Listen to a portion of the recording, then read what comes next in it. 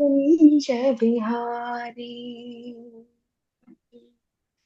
जय राधा माधवा कुंज बिहारी गोपी जन वल्लभ गिरिवरधारी गोपी जन वल्लभ गिरिवरधारी यशोदानंदन व्रज जन रंजन यशोदानंदन व्रज जन रंजन यमुना तीरवनचारि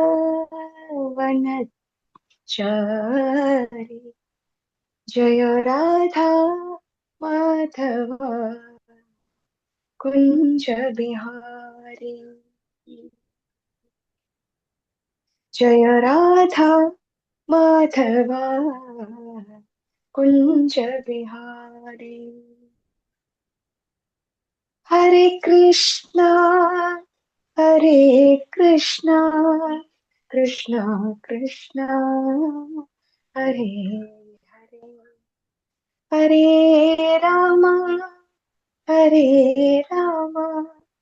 राम राम हरे हरे हरे कृष्ण प्रभु കേൾക്കാൻ പറ്റുന്നുണ്ടോ? ക്ലിയർ ആണ് പ്രഭു. ഹരേ കൃഷ്ണ. ഹരേ കൃഷ്ണ. വീണ്ടും അനന്തപത്മനാഭ സത്സംഗത്തിലെ ശ്രേഷ്ഠരെ കാണാൻ സാധിക്കുന്നതിൽ ദണ്ഡപ്രണാമം. ഭഗവാന്റെയും ഗുരുവിൻ്റെയും എല്ലാം അനുഗ്രഹവും അനുകമ്പയും. ഹരേ കൃഷ്ണ. ഞാൻ ഇന്നലെ രാത്രി വേറൊരു സ്ഥലത്ത് വന്നു. അവിടെ പ്രോഗ്രാമായിരുന്നു. ഇപ്പോൾ രാവിലെ എഴുന്നേറ്റ് എല്ലാവരും ഉറക്കമാണ്. അപ്പം തിലകം എവിടെയാണെന്നും കണ്ടില്ല. ഹരേ കൃഷ്ണ. അഫ്താരയുടെ അടുത്താണ് ഇരിക്കുന്നത്. ഹരേ കൃഷ്ണ. നമ്മൾ കഴിഞ്ഞ ആഴ്ച എന്താ സംസാരിച്ചത്? ഹരേ കൃഷ്ണ പ്രഭുജി. ഭയം ഭയം ഇല്ലാതിരിക്കുക. ഭയം ഇല്ലാതിരിക്കുന്ന അവസ്ഥ എന്താ പറയുന്നത്? അഭയം. അഭയം. അതെ. ഭയം ഇല്ലാതിരിക്കുന്ന ഒരു അവസ്ഥയിൽ നമുക്ക് എന്താ ഉണ്ടാകുന്നത്? ഭഗവത് ഭക്തി പ്രഭു. ഹരേ കൃഷ്ണ. ഭഗവത് ഭക്തി. മനസ്സിനൊരു സമാധാനം അല്ലേ? ആണോ അല്ലേ? ആണോ? ഹരികൃഷ്ണ പ്രഭുജി, ഭയമില്ലാതിരിക്കുന്ന അവസ്ഥയാണോ അതോ അഭയം എന്ന ആശ്രയത്തിലുള്ള ഇതാണോ? അപ്പം ഭയം ഇല്ലാതിരിക്കുന്ന ഒരു അവസ്ഥ നമ്മൾ പറഞ്ഞു. അഭയം എന്ന ആശ്രയം. അതായത് അഭയത്തിൻ്റെ രണ്ട് അർത്ഥങ്ങളാണുള്ളത്. രണ്ടും നമുക്ക് സ്യൂട്ടബിൾ ആയിരുന്നു. ഒന്ന് ഭയമില്ലായ്മ, രണ്ട് ആശ്രയം. ഭഗവാനെ ആശ്രയിച്ചിരിക്കുമ്പോഴാണ് നമുക്ക് ഭയമില്ലാതെ വരുന്നത്. ഹരേ കൃഷ്ണ പ്രഭു. Thank you. അപ്പം ആ ഒരു അവസ്ഥയിൽ നമുക്ക് എന്താണ് ഉണ്ടാകുന്നത്? സാധാരണഗതിയിൽ ഉത്കണ്ഠയൊന്നുമില്ല, ഒരു കുഴപ്പമില്ല, പ്രശ്നങ്ങളൊന്നുമില്ല. മുന്നോട്ട് പോകുമ്പോൾ നമുക്ക് എന്താ ജീവിതത്തിൽ? സന്തോഷം. ഒരു മനസ്സിനൊരു ശാന്തി അല്ലേ? മനസ്സിന് ഒരു ശാന്തി. രണ്ടാമത്തെ അധ്യായത്തിൽ എവിടെയോ പറയുന്നു ഒരുവന് ശാന്തി കിട്ടാതിരിക്കുന്ന അവസ്ഥ. ഏതാ ശ്ലോകം വരുന്നത്? ഓർമ്മ വരുന്നുണ്ടോ? ശാന്തി മൃക്ഷതി. അവിടെ മതി. ശാന്തി മൃച്ഛതി, ശാന്തി കിട്ടും എന്നുള്ളതാണ്. അത് ഭോക്താരം വ്യക്തതവസ്ഥ. രണ്ടാമത്തെ അധ്യായത്തിൽ ഒരിടത്ത് വരുന്നുണ്ട്, ശാന്തി കിട്ടാത്തൊരവസ്ഥയെ പറ്റി സംസാരിക്കുന്നുണ്ട്. അവനൊരിക്കലും ശാന്തി കിട്ടുന്നില്ല. ഓർമ്മ വരുന്നുണ്ടോ?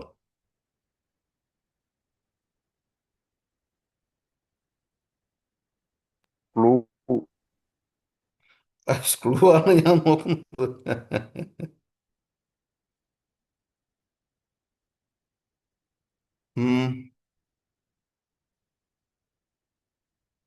ചായുക്ത ഉത്തരക്തസ്യ സന്ധി, അങ്ങനെ ആ ഒരു ശ്ലോകം വരുന്നുണ്ട്. നോക്കി വെക്കൂ.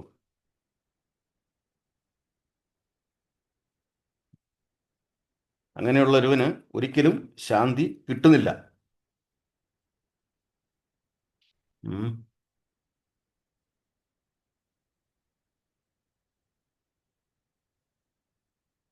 എടുത്തു വെക്കാമോ ആദികർത്ത പ്രഭു? ഹരേ കൃഷ്ണ.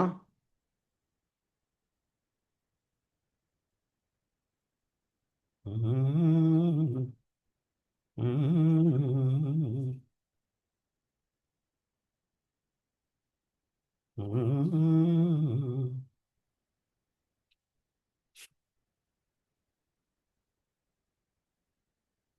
ന തസ്യ ഇന്ദ്രിയാണ. എടുത്തു വെച്ചേക്കാം എന്തായാലും. ഓക്കെ, ശരി. ഇപ്പോൾ ഭഗവാന് നമുക്ക് സന്തോഷ പ്രകടനമെങ്കിൽ കിട്ടിയോ? രണ്ടാമത്തെ അധ്യായത്തിൽ രണ്ടാമത്തെ ശ്ലോകം. ഇതായിട്ട് വായിച്ചാട്ട്.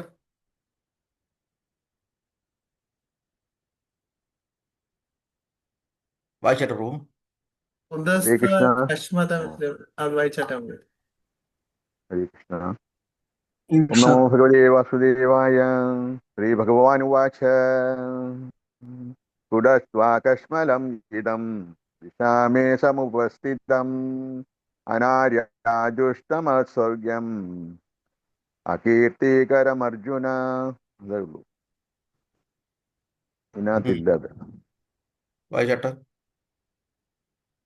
വിവർത്തനം വായിക്കട്ടെ. വായിക്കു പ്രഭു. ഹരേ കൃഷ്ണ. ശ്രീ ഭഗവാൻ പറഞ്ഞു, പ്രിയപ്പെട്ട അർജുന, നിനക്ക് എവിടുന്നാണ് ഈ മാലിന്യം വന്നു പെട്ടത്? ജീവിതത്തിന്റെ മൂല്യമെന്ന് അറിയുന്ന ഒരാൾക്ക് ഇതൊട്ടും യോജിച്ചതല്ല. ഉപരിലോകങ്ങളിലേക്കല്ല, അകീർത്തിയിലേക്കാണ് ഇത് നയിക്കുക. ഹരേ കൃഷ്ണ. ഹരേ ആ കൃഷ്ണ. വാർത്ത വായിക്കണോ? കണ്ടോ? ഒരു മിനിറ്റ്.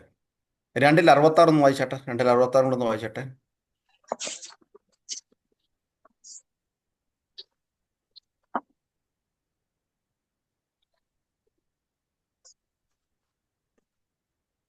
ഹരേ കൃഷ്ണ. 266.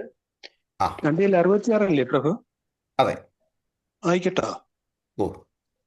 നാസ്തി നാസ്തി ബുദ്ധിരുക്തസ്യ ന ചായുക്തസ്യ ഭാവന ന ചാവയത ശാന്തി ശാന്തി അശാന്തസ്യ കുതസുഖം. വിവർത്തനം. പരമപുരുഷനുമായി കൃഷ്ണ അവബോധത്തിൽ ബന്ധപ്പെടാത്ത ഒരുവന് ദിവ്യ ബുദ്ധിയോ ഉറച്ച മനസ്സോ ലഭിക്കില്ല. അതില്ലാതെ സമാധാനം കൈവരിക്കാൻ സാധ്യമല്ല. സമാധാനമില്ലെങ്കിൽ സുഖമെവിടെ? ഹരേ കൃഷ്ണ. ഹരേ കൃഷ്ണ. സമാധാനമില്ലെങ്കിൽ സുഖമെവിടെ? സുഖമെവിടെ? അപ്പം സുഖത്തിന്റെ അടിസ്ഥാനം എന്താ? സമാധാനം. സമാധാനം, ശാന്തി. ആ സമാധാനം വേണമെന്നുണ്ടെങ്കിൽ നമ്മുടെ മനസ്സ് ചഞ്ചലചിത്തമായി മുന്നോട്ട് പോകരുത് എന്നർത്ഥം. അതായത് എന്തിലെങ്കിലുമൊക്കെ ഉള്ള ഒരു തൃപ്തിയില്ലായ്മ, ഒരു ഉത്കണ്ഠ, ഭയം, ഇതിനെല്ലാം ഉത്തരമാണ് അഭയം എന്ന വാക്കിൽ വരുന്നത്. ഇല്ലേ? ആണോ അല്ലേ? ഹരേ പ്രഭുജി. ഹരേ കൃഷ്ണ. ഹരേ കൃഷ്ണ. അപ്പോൾ വന്നപ്പോൾ വീണ്ടും ഇങ്ങോട്ട് വരികയാണ്, ധ്യാന ശ്ലോകത്തിലോട്ട്. ഈ ധ്യാന ശ്ലോകത്തിന് മംഗള ശ്ലോകം എന്നും പറയും. എന്ന് പറഞ്ഞാൽ നമുക്ക് മംഗളം തരുന്നത് മംഗള ശ്ലോകം. അപ്പൊ ഇതില് ഭഗവാന് സന്തോഷം കിട്ടേണ്ട കാരണങ്ങൾ എന്തൊക്കെയാണ് പറഞ്ഞിരിക്കുന്നത്? നമ്മളിൽ ഭഗവാൻ എങ്ങനെ സന്തോഷം ഉണ്ടാകും? 2-3 ശ്ലോകങ്ങളിൽ പറയുന്നുണ്ട്. ഈ കൊച്ചു വെളുപ്പം കാലത്ത് ഇവിടെയാണേ, അവിടെ രാവിലെയായി.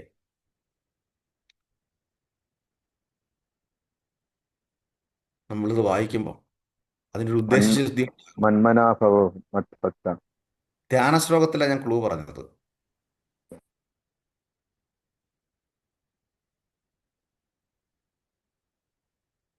രാവിലെ എഴുന്നേറ്റ് ചിലർ ചോദിക്കും, പിന്നെ രാവിലെ ഇതങ്ങോട്ട് അടുക്കളയിൽ കയറി ജോലി ചെയ്യുന്നതിന് പകരം ഭാഗവതം കേട്ടുകൊണ്ടിരിക്കുക, വായിച്ചുകൊണ്ടിരിക്കുക, അവിടെ കുറേ ജോലി ഇല്ലാത്തവർ ചെയ്യുന്നുണ്ട് എന്ന് പറഞ്ഞു കഴിഞ്ഞാൽ നമുക്ക് മറുപടി പറയണം.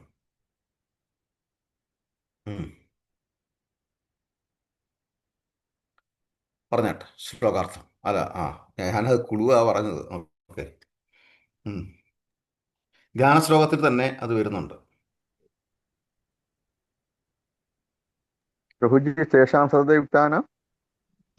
പ്രഭു, ഞാൻ വായിച്ച ധ്യാന ശ്ലോകത്തിലാണ്, ഭാഗവതത്തിന് മുമ്പായിട്ട് ധ്യാന ശ്ലോകം നമ്മൾ വായിച്ചില്ലേ, അതിൽ കുറേ ശ്ലോകങ്ങളിൽ വരുന്നുണ്ടെന്നാ പറഞ്ഞു. ഭഗവത്ഗീതയിലും സംസാര ഭാഗവതത്തിലും സാഗരേ ഒരുപാട് ശ്ലോകം. മഗ്നം. എന്തോ അതാണ് പ്രഭു. സംസാര സാഗരേ മഗ്നം. അത് നമുക്ക് ഇത് വായിക്കുന്നത് കൊണ്ട് അല്ലെങ്കിൽ പഠിക്കുന്നത് കൊണ്ട് അല്ലെങ്കിൽ ഭഗവാനോട് പ്രാർത്ഥിക്കുകയാണ്, എന്നെ ഈ കരുണയുള്ളവനെ, ക- കരുണാമയനെ, എന്നെ ഈ കഷ്ടതകളിൽ നിന്ന് ഉയർത്തിക്കൊണ്ടുവരയണമേ എന്നൊരു പ്രാർത്ഥനയാണ്. നോക്കൂ, ആ പ്രാർത്ഥനയിലൂടെയാണ് ഭാഗവതം തുടങ്ങുന്നത്. സംസാര സാഗരീയം അഗ്നം ദീനം മാം കരുണാനിധി കർമ്മഗ്രാഹൃഹീതാംഗം മാം ഉദ്ധാർ ഭവാർണവ. പ്രാർത്ഥനയോടെ തുടങ്ങുകയാണ് ശരിക്കും. അത് വളരെ സന്തോഷം, താങ്ക് യു. ആ പ്രാർത്ഥന എവിടെ ചെന്ന് നിൽക്കുന്നു? ഈ ഭാഗവതത്തിൽ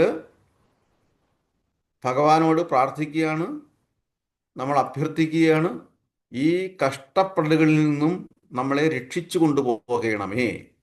അതിനുള്ള സൊല്യൂഷൻ 18,000 ശ്ലോകം കഴിഞ്ഞപ്പോൾ കൊണ്ടുവന്ന് നിർത്തി. എന്താണ്? ഇൻ ബിറ്റ്വീൻ ബാക്കി എല്ലാം അനുഭവങ്ങളാണ്, പ്രത്യക്ഷ ഉദാഹരണങ്ങളാണ്. പക്ഷേ കൊണ്ടുവന്ന് നിർത്തിയ ഒരൊറ്റ ഫോർമുലയിലാണ്. എന്താ കൊണ്ടുവന്ന് നിർത്തിയത്? സങ്കീർത്തനം നാമസങ്കീർത്തനം. സങ്കീർത്തനം.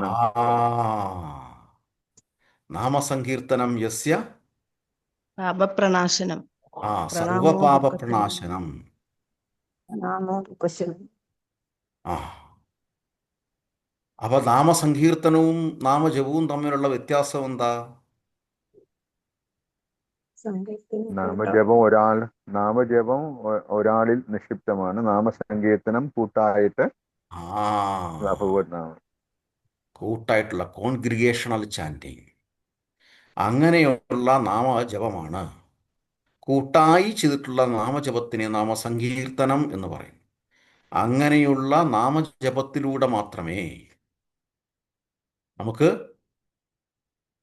കഷ്ടതകളിൽ നിന്നുള്ള ആദ്യത്തെ ശ്ലോകം സംസാര സാഗരേ അഗ്നം, അതിൻ്റെ ഉത്തരം ഭഗവാൻ ലാസ്റ്റ് കൊണ്ടുവന്ന് പറഞ്ഞു തന്നു. നോക്കണം, നിങ്ങൾ നേരത്തെ അങ്ങ് പറഞ്ഞാൽ പോരായിരുന്നു, മനസ്സിലാവത്തില്ല. നമുക്ക് നേരത്തെ പറഞ്ഞാൽ മനസ്സിലാവത്തില്ല. അത്രയും ബുദ്ധി കുറവുണ്ടായത് കൊണ്ടാണ് 18,000 ശ്ലോകങ്ങൾ നമുക്ക് ഭാഗവതത്തിൽ ഇട്ടു തന്നത്. ഇത്രയും കാര്യങ്ങൾ മനസ്സിലാക്കിയിട്ടെങ്കിലും നീ നാമം ജപിക്കൂ എന്ന് പറഞ്ഞു തന്നു. ശരിയോ അല്ലേ? ശരിയോ തെറ്റോ? ആണോ?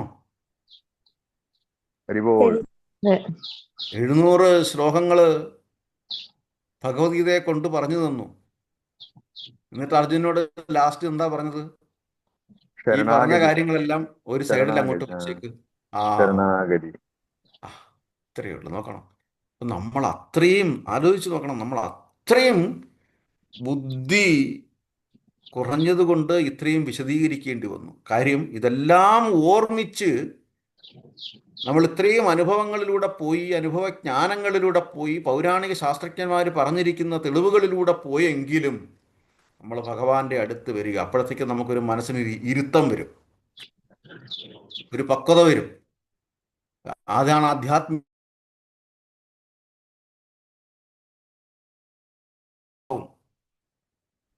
എങ്ങനെ സന്തോഷമാകുന്നു? സങ്കീർത്തന യജ്ഞത്തിലൂടെ.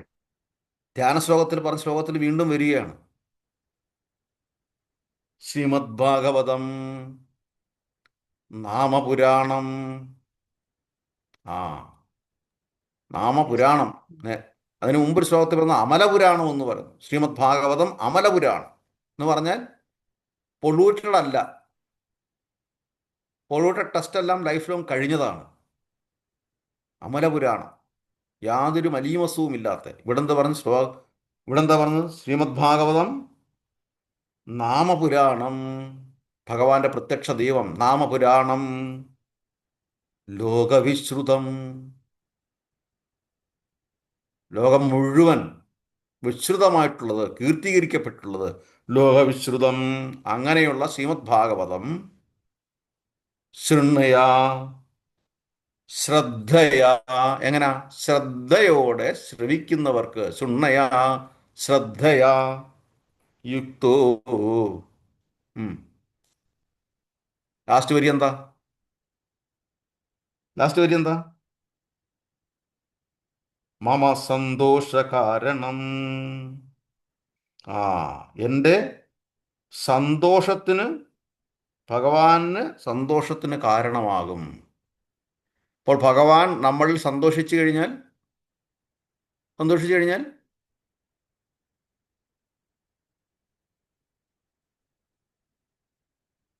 പിന്നെ വേറെ ഒന്നുമില്ല. പിന്നെ വേറൊന്നുമില്ല. ഭഗവാന് സന്തോഷമായെങ്കിൽ പിന്നെന്താ? നമ്മുടെ എല്ലാം ദൗത്യം ഭഗവാനെ സന്തോഷിപ്പിക്കുക എന്നുള്ളതാണ്. ഭഗവാനെ സന്തോഷിപ്പിക്കുന്നത്, മേലധികാരികളെ എങ്ങനെയാണ് സന്തോഷിപ്പിക്കുന്നത്? അവർക്ക് വേണ്ടുന്ന കാര്യങ്ങൾ ചെയ്തു കൊടുക്കണം. അവർക്ക് വേണ്ട കാര്യങ്ങൾ സമയത്തിന് ചായ ഉണ്ടാക്കി കൊടുക്കണം, അല്ലേ? ഇതല്ലേ അവൻ്റെ ജോലി സഹായിക്കുക എന്നുള്ളതല്ല. അവൻ്റെ ഭൗതിക ജീവിതത്തെ മേലധികാരികളെ സഹായിക്കുന്നതാണ് അഡീഷണൽ ഹെൽപ്പ് എന്ന് പറയുന്നത്. ആ ഹെൽപ്പിലാണ് അവർക്ക് നമ്മൾ സന്തോഷം ഉണ്ടാകുന്നത്. ആണോ അല്ലേ? സാധാരണഗതിയിൽ അങ്ങനെയാണോ അല്ലേ? അതുകൊണ്ടാണ് എത്ര ജോലി ചെയ്ത് കഴിഞ്ഞാലും ജോലി ചെയ്തതിനോട് ഔദ്യോഗിക ജീവിതത്തിൽ ഇങ്ങനെ എത്ര പേര് ഇത് അഭിമുഖീകരിക്കുന്നുണ്ട്. ആത്മാർത്ഥമായ ജോലി ചെയ്ത് കഴിഞ്ഞാലും മേലധികാരികളുടെ സന്തോഷം കിട്ടത്തില്ല. അതേസമയം ജോലി ചെയ്യാത്ത ഒരുവനായിരിക്കും ഒരുപക്ഷെ കൂടുതൽ ഇൻക്രിമെൻ്റ് കിട്ടുന്നത്. ആണോ അല്ലേ? അനുഭവം ഉണ്ടോ? പ്രൈവറ്റ് സ്ഥാപനങ്ങൾ ആരെങ്കിലും ജോലി ചെയ്തിട്ടുണ്ടോ? ധാരാളം. ശരിയല്ലേ പറഞ്ഞത്? വളരെ ശരി. അപ്പം ഇവിടെ ആരെ സന്തോഷിപ്പിക്കണം? നമ്മൾ പരമാധികാരിയെ സന്തോഷിപ്പിക്കണം. അത് ഈ പറഞ്ഞതുപോലെ വഴിവിട്ടല്ല, വഴിയാമണ്ണം. അതായത് നമ്മുടെ ജീവിതത്തിൻ്റെ ഉദ്ദേശം എന്താണ്? നമ്മുടെ കമ്മിറ്റ്മെൻ്റ് എന്താണ് നമ്മുടെ യഥാർത്ഥ ധർമ്മം? പിതാവിനെ സേവിക്കുക എന്നുള്ളതാണ്. ഒരു മകൻ്റെ കർമ്മം എന്ന് പറഞ്ഞു കഴിഞ്ഞാൽ പിതാവിനെ സേവിക്കുക എന്നുള്ളതാണ്. ആ പരമപിതാവിനെ നമ്മൾ സ്നേഹത്തോടെ ഭക്തിയോടെ നമ്മൾ സേവിക്കുമ്പോൾ പ്രമാണമല്ല എഴുതി നമുക്ക് തരും. ആണോ അല്ലേ? സുഖത്തിൻ്റെ പ്രമാണം, സുഖത്തിൻ്റെ പ്രോപ്പർട്ടീസ് നമുക്ക് എഴുതി തരും. മമ സന്തോഷ കാരണം. മനസ്സിലാകുന്നുണ്ടോ പറഞ്ഞത്?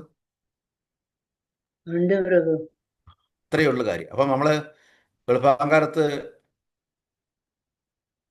യാതൊരു ജോലിയില്ല എന്ന് പറഞ്ഞു കഴിഞ്ഞാൽ എന്തായിരിക്കും ഉത്തരം? ജീവിതത്തിൽ ശാന്തിയും സമാധാനവും കിട്ടാൻ വേണ്ടിയിട്ടാണ് രാവിലെ നമ്മൾ വായിക്കുന്നത്. രാവിലെ നമ്മൾ ഭാഗവത വായനയോടെയാണ് തുടങ്ങേണ്ടത്. അത് ധ്യാന ശ്ലോകത്തോടെ ആയിരിക്കണം ഒരു ദിവസം തുടങ്ങുന്നത്, മംഗള ശ്ലോകത്തോടുകൂടി. അതുപോലെ തന്നെ നമ്മൾ വീട്ടുകളിൽ രാവിലെ ആരതി ചെയ്യും. ആ ആരതി എന്താ പറയുന്നത്? ആ ആരതിക്ക് എങ്ങനെയാണ് നമ്മൾ അഭിസംബോധന ചെയ്യുന്നത്? അതെ, ആ തുടങ്ങുന്നത് തന്നെ സംസാരസാര. കറക്റ്റ്. ധവനീല പ്രണയകാരുണ്യ ഘനാസനത്വം. അപ്പം ആ ആരതിക്ക് ഒരു പ്രത്യേകതയുണ്ട്. അപ്പൊ അതുകൊണ്ട് ആ ആരതിക്ക് പ്രത്യേകമായ ഒരു പേരിട്ടിരിക്കുന്നു. എന്താ പേര്? മംഗളാരതി. മംഗളാരതി. ഇപ്പോൾ ഒരു വീട്ടിൽ ശാന്തിയും സമാധാനവും ഉണ്ടാകണമെന്നുണ്ടെങ്കിൽ ഒരു ദിവസത്തെ ജീവിതം എങ്ങനെയാണ് തുടങ്ങേണ്ടത്? എങ്ങനെ തുടങ്ങണം? ആരതിയോടുകൂടി. സേവനത്തോടുകൂടി. ആരതിയോടുകൂടി, ഭഗവാന്റെ ധ്യാന ശ്ലോകത്തോടുകൂടി, ഭാഗവതത്തോടുകൂടി തുടങ്ങണം. അപ്പം മറ്റൊന്നിനും എനിക്ക് സമയമില്ല, അടുക്കളയിൽ കയറണ്ടേ, ഭർത്താവിനല്ലെങ്കിൽ മക്കൾക്ക് എന്തെങ്കിലും ഉണ്ടാക്കി കൊടുക്കണ്ടേ എന്ന് ചോദിക്കുമ്പം ശരിയാ, അത് നമ്മുടെ ഭൗതിക ധർമ്മം തന്നെയാണ്. അതിനു വേണ്ടിയിട്ട് നമ്മൾ ടൈം ഷെഡ്യൂൾ ചെയ്യണം. നമ്മൾ അതിനു വേണ്ടിയിട്ടാണ് നമ്മൾ പറയുന്നത് ബ്രാഹ്മമുഹൂർത്തത്തിൽ എഴുന്നേക്കണം എന്ന് പറയുന്നത്. ഇപ്പം മനസ്സിലാവുന്നുണ്ടോ കാര്യങ്ങൾ? ബ്രാഹ്മമുഹൂർത്തത്തിൽ എഴുന്നേറ്റെങ്കിൽ മാത്രമേ നമ്മുടെ ജീവിത പ്രക്രിയകൾ നമുക്ക് കൃത്യമായി മുന്നോട്ട് കൊണ്ടുപോകാൻ സാധിക്കത്തുള്ളൂ എന്നർത്ഥം. സൂര്യോദയത്തിന് മുമ്പ് എഴുന്നേൽക്കുന്ന ഒരുവൻ ഉദാസീനനാണ്. ഉദാസീനൻ എന്ന് പറയും. എന്ന് പറഞ്ഞാൽ ഉദയസൂര്യന് ശേഷം എഴുന്നേൽക്കുന്നവൻ അവൻ എപ്പോഴും എന്തായിരിക്കും? മടിയനായിരിക്കും. അതിനാണ് ഉദാസീനൻ. ഉദാസീനൻ, ഉദയസൂര്യന് ശേഷം എഴുന്നേക്കുന്നവൻ ഉദാസീനൻ.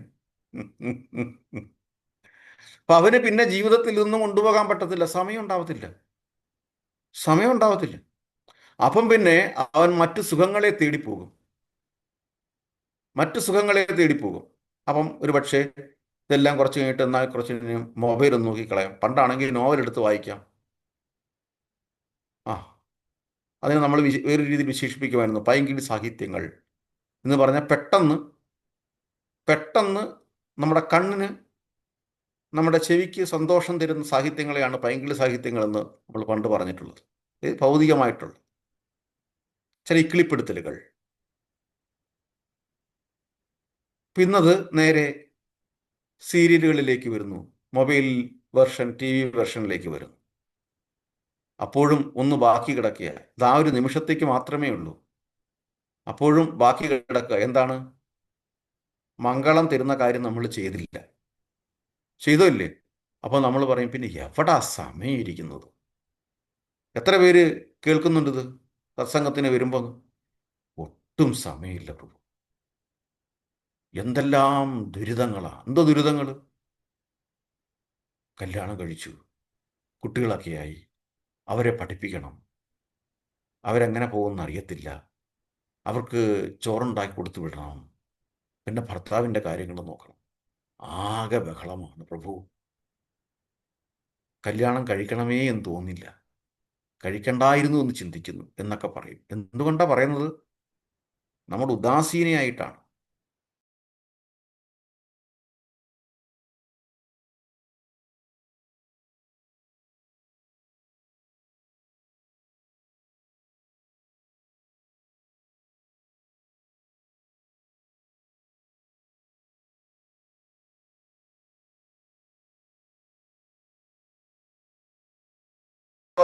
വായിച്ചില്ല.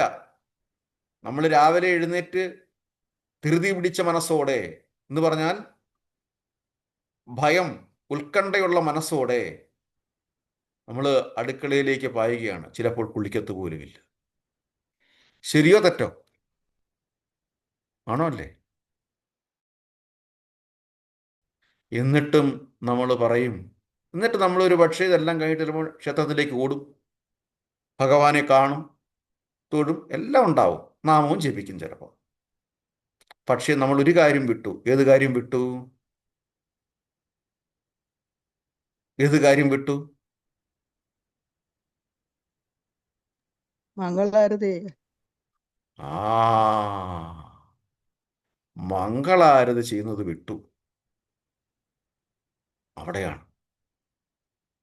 ഭഗവാന്റെ അർച്ചവിഗ്രഹത്തിൽ തൊടുക എന്ന് പറയുന്നത് പോലും അവൻ്റെ ജീവിതത്തിൽ സൗഭാഗ്യം ഉണ്ടായതുകൊണ്ടാണ്. ആ അർച്ചവിഗ്രഹത്തെ തൊടുക,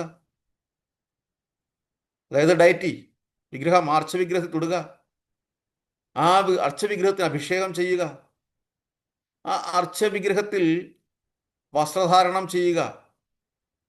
നോക്കൂ, ഭഗവാൻ തന്നെയാണ് അർച്ചവിഗ്രഹം.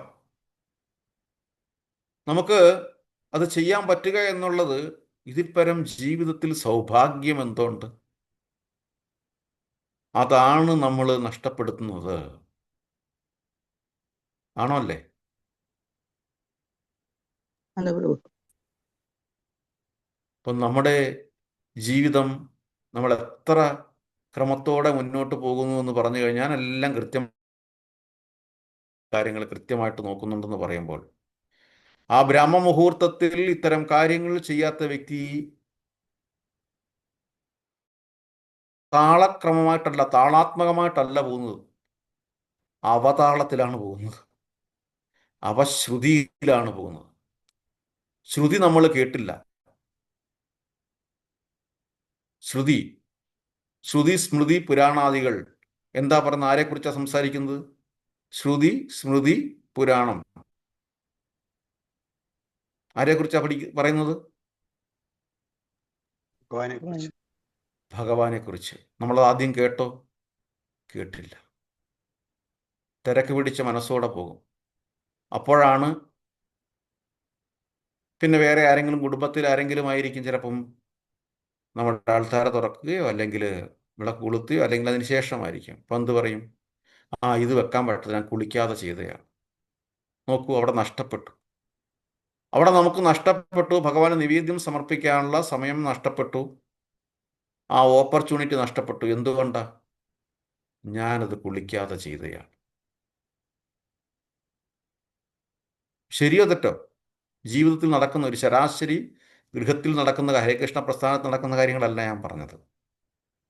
ഒരു ശരാശരി, ഒരു കോമൺ ഗൃഹസ്ഥാശ്രമികളിൽ നടക്കുന്നൊരു സമയം. അപ്പം അവരായിരിക്കും ചോദിക്കുന്നത്, നിങ്ങൾക്ക് വേറെ പണിയൊന്നുമില്ലേ രാവിലെ എഴുന്നേറ്റ് ഇതൊക്കെ വായിച്ചുകൊണ്ടിരിക്കുന്നത്? അപ്പോഴാണ് നമുക്ക് ഉത്തരം, ഇതാണ് നമ്മുടെ ജീവിതത്തിലെ ബാക്കി കാണുന്ന 24 മണിക്കൂറിലുള്ള സമയങ്ങളിൽ നമുക്ക് ജീവിതത്തിൽ സമാധാനവും സന്തോഷവും തരുന്നത്. ഓ പിന്നെ അങ്ങനെ വരാനുണ്ടോ? ഞങ്ങൾക്കാർക്ക് സന്തോഷം കിട്ടുന്നില്ലേ? അപ്പം നമ്മൾ എന്തിനാ സിനിമ കാണാം? ആ, അതൊരു ഒരു ഒരു സുഖം, ഒരു രസം. ആ, ആണല്ലോ, ആണല്ലോ. അപ്പോൾ തീർച്ചയായിട്ടും ഈ പറയുന്നത് നിങ്ങൾക്ക് വിശ്വസിക്കാം. അതിനെക്കാട്ടിയും വലിയ ഉപരിയായിട്ടുള്ള ഒരു മനസ്സമാധാനം, സന്തോഷം എവിടെ കിട്ടും? എവിടെ കിട്ടും?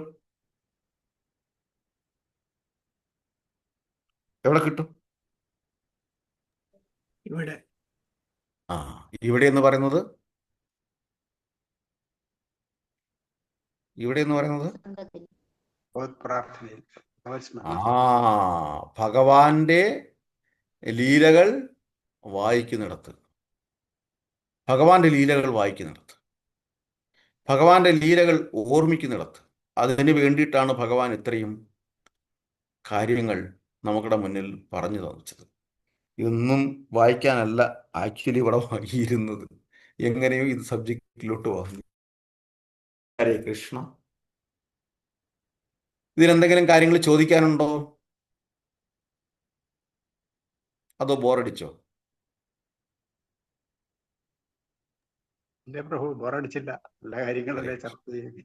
എന്തോ? നല്ല കാര്യങ്ങളല്ലേ സംസാരിക്കുന്നത്, ബോറടിക്കത്തില്ല. തീർച്ചയായിട്ടും, തീർച്ചയായിട്ടും. ഹരേ ഭഗവാന്റെ കൃഷ്ണ. കാര്യം.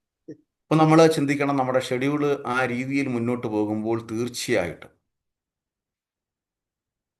ഒരിക്കലും ആ മനുഷ്യൻ നശിക്കത്തില്ല.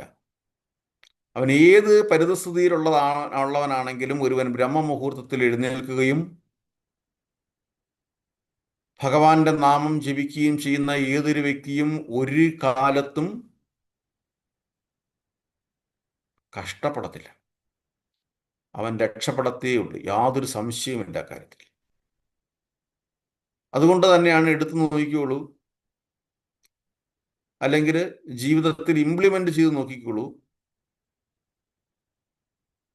കുട്ടികളുടെ അടുത്ത് പറയുക, ബ്രഹ്മമുഹൂർത്തത്തിൽ എഴുന്നേൽക്കുന്ന ഒരു കുട്ടി, പഠിക്കുന്ന ഒരു കുട്ടി ഒരു കാലത്തും അവന് രക്ഷപ്പെടുക മാത്രമേ ചെയ്യത്തുള്ളൂ.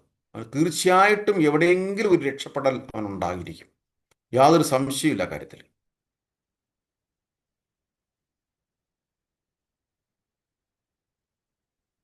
എല്ലാത്തിനും ഒരു കാൽക്കുലേഷൻ ഉണ്ട്. നമ്മുടെ ശാസ്ത്രം വളരെ കണക്കുകളോടുകൂടിയാണ്, കൃത്യതയോടെയായിട്ട് മുന്നോട്ട് പോകുന്നത്. 2-ാമത്തെ അധ്യായം വായിക്കുന്ന ഒരാൾക്ക് നമ്മളോടെല്ലാം നമ്മൾ പറയും, ഓ,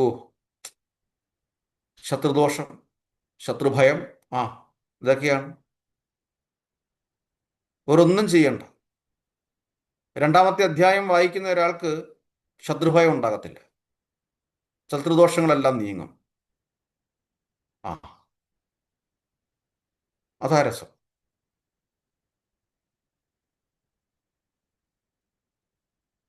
ഒരു വിശന്ന് വലഞ്ഞു നിൽക്കുന്ന ഒരു സിംഹം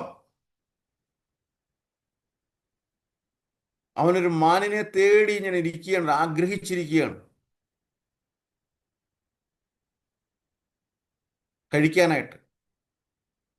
അപ്പോഴാണ് ഒരു മാൻ ദൂരെ ഇരിക്കുന്നതായിട്ട് കാണുന്നതും വളരെ വൈകാരികമായിട്ട് സിംഹം പായുകയാണ്. ആ മാനിൻ്റെ മുന്നിൽ ചെന്ന് നിന്നിട്ട് പെട്ടെന്നങ്ങ് ശാന്തനായി. മാനിന് അത്ഭുതം, മാൻ ചോദിച്ചു, എന്നെ തിന്നാനല്ലേ വന്നേ? എന്നെ തിന്നാനല്ലേ വന്നേ? പിന്നെന്താ അങ്ങൊന്നും ചെയ്യാതിരിക്കുന്നത് തന്നെ? അത്ഭുതത്തോടെ സിംഹം ഒന്നും മിണ്ടാതെ തിരിച്ചു പോകും. ഈ ഒരു അവസ്ഥയാണ് 2-ാമത്തെ അധ്യായം വായിക്കുന്നവർക്കുള്ള ഗുണം. മനസ്സിലാവുന്നുണ്ടോ പറയുന്നത്? ഉണ്ട് പ്രഭു. അത്രയേ ഉള്ളൂ. വേറൊന്നും നമ്മൾ ചെയ്യണ്ട. രാവിലെ എഴുന്നേറ്റ് സ്നാനം ചെയ്ത് ആചമനം ചെയ്ത് മംഗളാരതി ചെയ്ത് വളരെ ശുദ്ധമായ മനസ്സോടെ സ്നേഹത്തോടെ ഭാഗവതവും ഭഗവത്ഗീതയും ഇരുന്ന് വായിക്കുന്ന ഒരുവന് ജീവിതത്തിൽ ഒരിക്കലും കഷ്ടപ്പെടേണ്ടി വരില്ല എന്നർത്ഥം. അതിനാണ് ശീലഭൂപാദനും ശിഷ്യന്മാരും ലോകം മുഴുവൻ സഞ്ചരിച്ചു കൊണ്ടിരിക്കുന്നത്. അതിൻ്റെ ഭാഗം തന്നെയാണ് ഈ അനന്തപത്മനാഭ സത്സംഗവും എന്ന് പറയുന്നത്. ഹരേ കൃഷ്ണ. അപ്പൊ നമ്മൾ വീണ്ടും തൃതീയ സ്കന്ധത്തില് സൃഷ്ടിയുടെ സൃഷ്ടിയുടെ വിഭജനങ്ങൾ എന്ന ഭാഗത്തേക്കൊന്ന് പോകാം. ജസ്റ്റ് എടുക്കൂ. തൃതീയ സ്കന്ധം അധ്യായം 10 എടുത്താട്ടെ.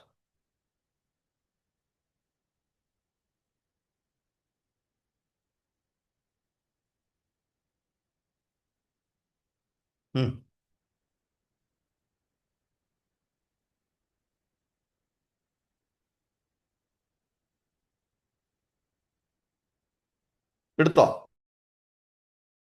3:10-7. ഓം നമോ ഭഗവതേ വാസുദേവായ. ഓം നമോ ഭഗവതേ വാസുദേവായ. ഓം നമോ ഭഗവതേ വാസുദേവായ. തദ്ലോക്യവ്യത്വ്യാപി പുഷ്കരം യദധിഷ്ഠിതം. എടുത്തോ? ഇവിടെ 2 ശ്രേഷ്ഠരായ വ്യക്തികൾ തമ്മിലുള്ള സംസാരമാണ്. ആ ശ്രേഷ്ഠരായ വ്യക്തികൾ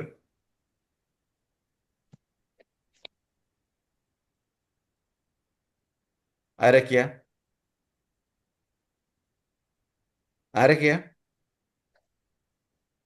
വിദുരരും മൈത്രേയനും. വിദുരരും മൈത്രേയരും. ഇനി ഈ 2 ശ്രേഷ്ഠരായ വ്യക്തികളെ കുറിച്ച് ആരാ സംസാരിക്കുന്നത് ഇവിടെ?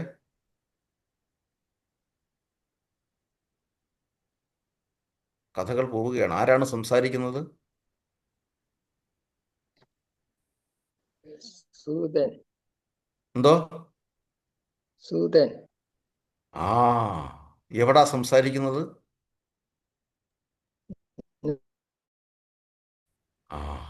ആർക്ക് വേണ്ടിയിട്ട്?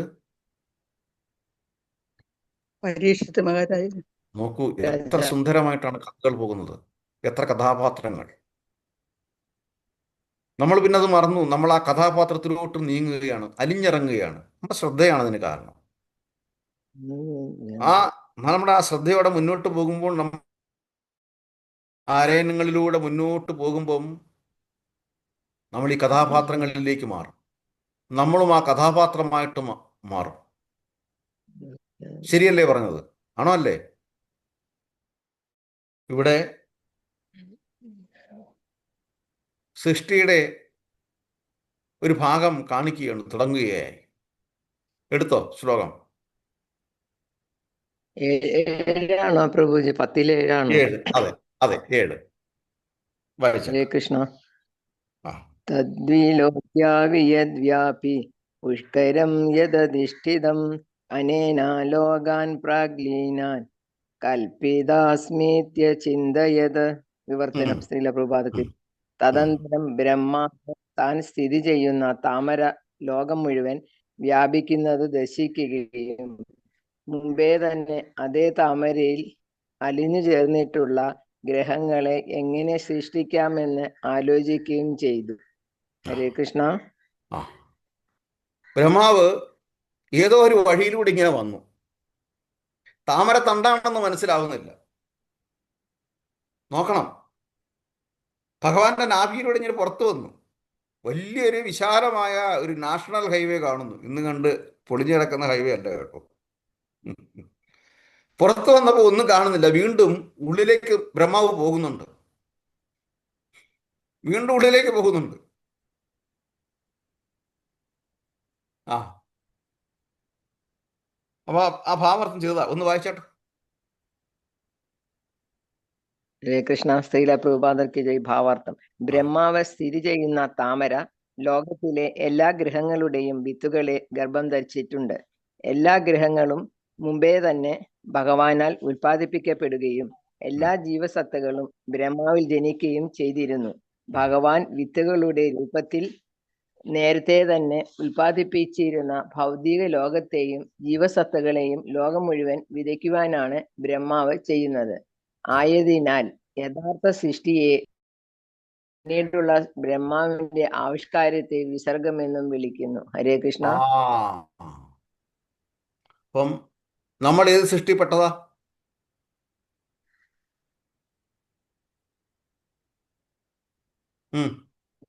വിസർഗം. വിസർഗ സൃഷ്ടിയിൽപ്പെട്ടതാ.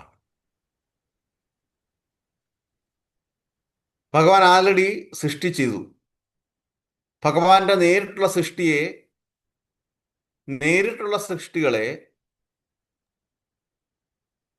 പ്രാകൃത സൃഷ്ടിയെന്നും, അതായത് നാച്ചുറൽ സൃഷ്ടി, പ്രാകൃത സൃഷ്ടിയെന്നും,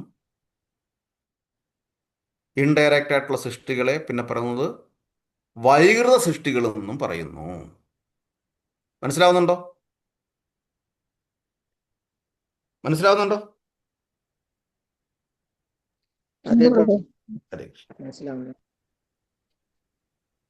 അടുത്ത ശ്ലോകങ്ങളൊന്ന് വായിച്ചാട്ടെ, നമുക്ക് നോക്കാം. ഹരേ കൃഷ്ണ. പത്മകോശം പത്മകോശം തദാവിശ്യ ഭഗവത് കർമ്മ ചോദിതഃ ഏകം വ്യാഭ്യാക്ഷി ദുരുദ ത്രിധാ ഭാവ്യം ദിസത്തഥാ. വിവർത്തനം. അവിധം പരമദിവ്യോത്തമ പുരുഷനായ ഭഗവാന്റെ സേവനങ്ങളിൽ മുഴുകിയ ബ്രഹ്മദേവൻ താമരയുടെ പുഷ്പമണ്ഡലത്തിൽ പ്രവേശിക്കുകയും ലോകം മുഴുവൻ വ്യാപിച്ച അതിനെ ആദ്യം ത്രിലോകങ്ങളെയും അനന്തരം 14 ലോകങ്ങളെയും വിഭജിച്ചു. ലോകങ്ങളായി വിഭജിച്ചു. ബ്രഹ്മാവൻ അത്രേ ചെയ്യേണ്ടി വരുന്നുള്ളൂ. ലോകം സൃഷ്ടിച്ചിരിക്കുകയാണ്, ലോകമുണ്ടായി, സൃഷ്ടി നടന്നു കഴിഞ്ഞു. ബ്രഹ്മാവിന്റെ ജോലി പിന്നെ വേറൊന്നുമില്ല, ഇതിനെ കാറ്റഗറൈസ് ചെയ്ത് നിർത്തണം, എത്രയുണ്ട്. ഇതും ഭഗവാന് ചെയ്യാം. പക്ഷെ ഭഗവാൻ ഒരു വകുപ്പ് എടുത്തു കൊടുത്തു. ഇനി അങ്ങനെ പോയിട്ട് നമ്മൾ പെട്ടെന്ന് 12ാമത്തെ ശ്ലോകം ഒന്ന് വായിച്ചാട്ടോ. 12. ഹരേ കൃഷ്ണ. വിശ്വം വൈ ബ്രഹ്മ തന്മാത്രം സംസ്ഥിതം വിഷ്ണു മായയാ ഈശ്വരേണ പരിച്ഛിന്നം കാലേന വ്യക്തമൂർത്തിന. ഹരേ കൃഷ്ണ. ശ്രീല പ്രഭുപാദ വിവർത്തനം. ഭൗതിക പരമദിവ്യ പുരുഷനായ ഭഗവാനിൽ നിന്ന് വേറിട്ട അദ്ദേഹത്തിന്റെ തന്നെ അനാവിഷ്കൃതവും നിഷ്വ്യക്തികവുമായ കാലമെന്ന ഘടകമാണ്. അത് ഭഗവാൻ വിഷ്ണുവിന്റെ അതേ ഭൗതിക ശക്തിയുടെ സ്വാധീനത്തിൽ കീഴിൽ സൃഷ്ടിക്കുള്ള സാമഗ്രിയായി നിലകൊള്ളുന്നു. സൃഷ്ടിക്കുള്ള സാമഗ്രിയായി നിലകൊള്ളുന്നു. അതിന്റെ ഭാവാർത്ഥം കൂടെ ഒന്ന് വായിച്ചാട്ടെ. ശ്രീല പ്രഭുപാദക്ക് ജയ്. ഭാവാർത്ഥം. നേരത്തെ തന്നെ നാരദൻ വ്യാസദേവനോട് പ്രസ്താവിച്ചിട്ടുള്ളതുപോലെ ഭാഗവതം 1:5-20 ഇദം ഹി വിശ്വം ഭഗവാൻ ഇവേതരഹ. ഈ അനാവിഷ്കൃതമായ ലോകം പരമദിവ്യോത്തമ പുരുഷനായ ഭഗവാന്റെ സ്വത്താണ്. എങ്കിലും അതിൽ ഭഗവാന് ഉപരിയായതോ ഭഗവാനെ കൂടാതെയോ എന്തോ ഉള്ളതുപോലെ തോന്നിപ്പിക്കുന്നു. കാലമെന്ന അർത്ഥത്തിൽ ഭഗവാനിൽ നിന്ന് വേർപെട്ടതായതിനാലാണ് അങ്ങനെ തോന്നിക്കുന്നത്. ഒരു വ്യക്തിയുടെ ടേപ്പ് റെക്കോർഡ് ചെയ്യപ്പെട്ട ശബ്ദം അയാളിൽ നിന്ന് വേർപെട്ടിരിക്കുന്നത് പോലെയാണത്. റെക്കോർഡ് ചെയ്യപ്പെട്ട ശബ്ദം ടേപ്പിൽ സ്ഥിതി ചെയ്യുന്നത് പോലെ മുഴുവൻ ഭൗതിക പ്രപഞ്ചവും ഭൗതിക ശക്തിയിൽ നിലകൊള്ളുകയും കാലമെന്ന നിലയിൽ ആ ആവിർഭൂതമാകുകയും ചെയ്യുന്നു.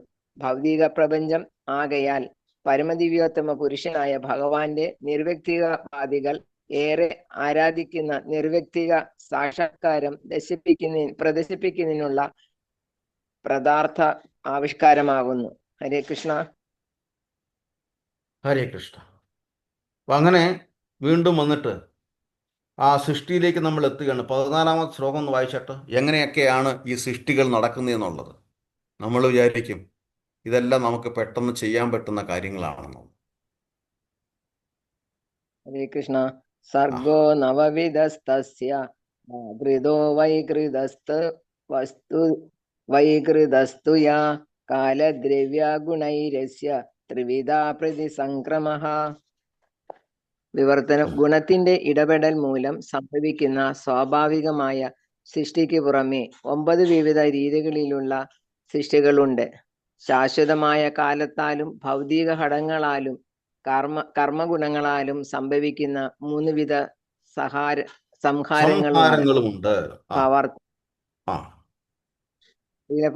ഭാവാർത്ഥം. നിശ്ചിത സൃഷ്ടികളും സംഹാരങ്ങളും സംഭവിക്കുന്നത്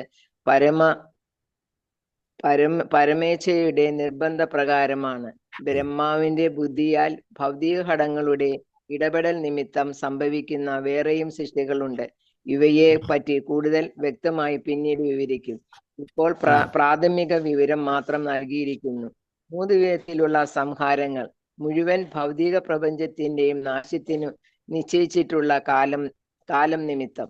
2 അനന്തന്റെ വക്ത്രത്തിൽ നിന്നും ഉത്ഭവിക്കുന്ന അഗ്നിമൂലം. 3 ഒരുവന്റെ യോഗ്യതയുള്ള പ്രവർത്തനങ്ങളും പ്രതിപ്രവർത്തനങ്ങളും കാരണം. ഹരേ കൃഷ്ണ. ഇതിലെ ഏത് വിഭാഗത്തിലാണ് നമ്മുടെ സൃഷ്ടി വരുന്നത്?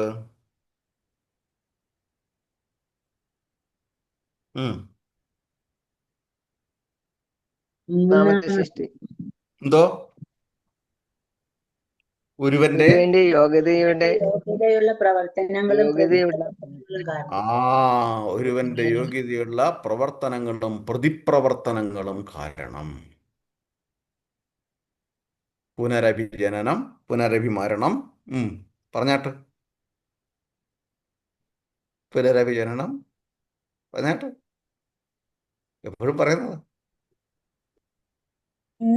ജനനം പുനരഭിമരണം പുനരഭിജനനം പുനരഭിചരണേ ജയനേ ശരണം ഇഹ സംസാരേ ബഹുദുസ്താരേ കൃപയാ പാരേ പാഹി മുരാരേ ഭജ ഗോവിന്ദം ഭജ ഗോവിന്ദം ഗോവിന്ദം ഭജ മൂഢമതേ. ഹരേ കൃഷ്ണ. ഇപ്പം നമ്മുടെ കൃത്യമായ പ്രവർത്തനങ്ങൾക്കനുസരിച്ചിട്ടാണ് പ്രതിപ്രവർത്തനങ്ങൾ ഉണ്ടാകുന്നത്. ആ പ്രതിപ്രവർത്തനങ്ങളിൽ പെട്ടതാണ് നമ്മുടെ ഈ പറഞ്ഞ പുനരഭിജനനം, പുനരഭിമരണം. ഈ ജന്മമൃത്യു ജരാവ്യാധി, ജന്മത്തിൻ്റെയും ജനനത്തിൻ്റെയും മരണത്തിൻ്റെയും ഇടയ്ക്കുള്ള സംഭവം എന്താണ്? ജരയും വ്യാധിയും. തീർച്ചയായിട്ടും ഏതൊരു ജീവിക്കും ഉണ്ടാകുന്നൊരവസ്ഥ, പ്രത്യേകിച്ച് മനുഷ്യനുണ്ടാകുന്നൊരവസ്ഥ എന്താ?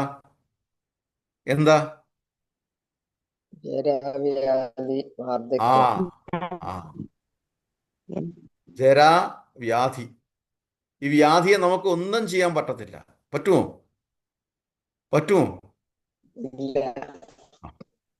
നമുക്ക് സമ്പത്ത് കൊണ്ട് ഓക്കെ, എനിക്ക് ഇഷ്ടം പോലെ കാശുണ്ട്, ഏതെങ്കിലും ഹോസ്പിറ്റലിൽ പോയി കിടക്കാം, അവരെന്നെ മരുന്ന് തന്ന് സഹായിക്കും, വേറെ ആരുടെയും ആവശ്യമില്ല, ഞാൻ കാശ് കൊടുത്തിട്ട് നഴ്സിനെ നിർത്താം.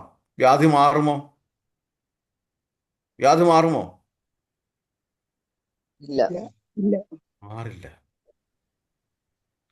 മാറില്ല. നമ്മളൊരു ഉദ്യോഗസ്ഥനെ കാണാൻ പോകും, നമുക്കൊരു കാര്യം സാധിക്കണം.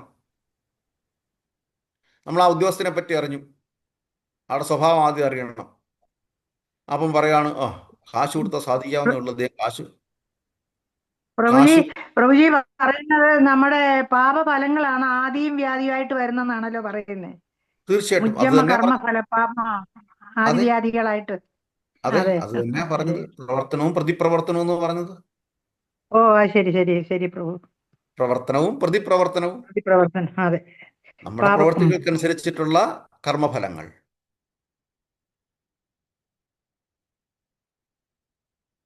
പൂർവജന്മകൃതം പാപം ഉം. യാതിരൂപേണ ആ അത്രയേ ഉള്ളൂ. Thank you Mataji. അത്രയേ ഉള്ളൂ കാര്യം. എല്ലാം നിസ്സാരമാണ്, ഇതെല്ലാം അറിയാവുന്ന കാര്യങ്ങളാണ്. പക്ഷേ നമ്മൾ അതിൻ്റെ ഉള്ളിലേക്ക് പോകുന്നില്ല. ആ ഇതാ രസം. ഇപ്പോൾ പറഞ്ഞു വന്നത്, കറപ്റ്റഡ് ആയിട്ടുള്ള ഒരാളുടെ അടുത്ത് പോകുമ്പോൾ പോലും കാശ് കൊടുത്ത് സാധിക്കാൻ പറ്റുന്നതാണ്. അദ്ദേഹം കാശ് തന്നു കഴിഞ്ഞാൽ ആർക്ക് വേണമെങ്കിലും എന്തും ചെയ്തു കൊടുക്കുന്ന ഒരാളാണ്. പക്ഷേ നമ്മളെ കാണുമ്പം അദ്ദേഹത്തിൻ്റെ മനസ്സ് വിചാരിക്കുക, ഇയാളുടെ കാശ് എനിക്ക് വേണ്ട. എന്തോ ഒരു മാനസികമായിട്ട് ഒരു മുഷിച്ചിട്ട് ആദ്യം കാണുന്നതാണെങ്കിലും പ്രഥമ ദൃഷ്ടി ഒരു പിടുത്തം വരുന്നില്ല. അപ്പോൾ അദ്ദേഹത്തിൻ്റെ മൂഡ് മാറുന്നു, ഇയാളുടെ കാശ് ഞാൻ വാങ്ങിക്കുന്നില്ല എന്ന് തീരുമാനിച്ചാൽ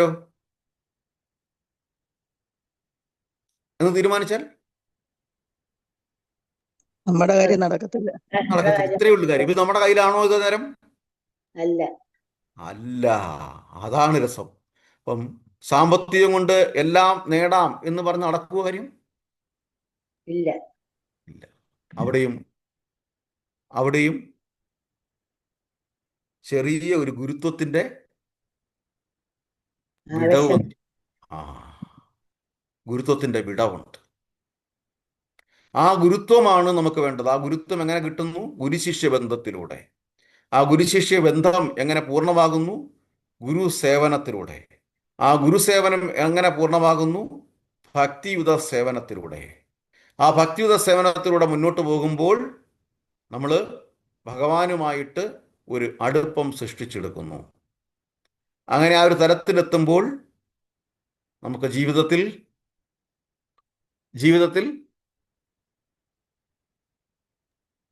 ഭഗവത്ഗീത 2-ാമത്തെ ശ്ലോകത്തിൽ 66-ാമത്തെ ശ്ലോകം പറഞ്ഞതിൻ്റെ വിപരീത ഫലത്തിലെത്തുന്നു. എങ്ങനെ? ശാന്തിയും സമാധാനവും ഉണ്ടാകുന്നു. ഭോക്താരം യജ്ഞതപസാം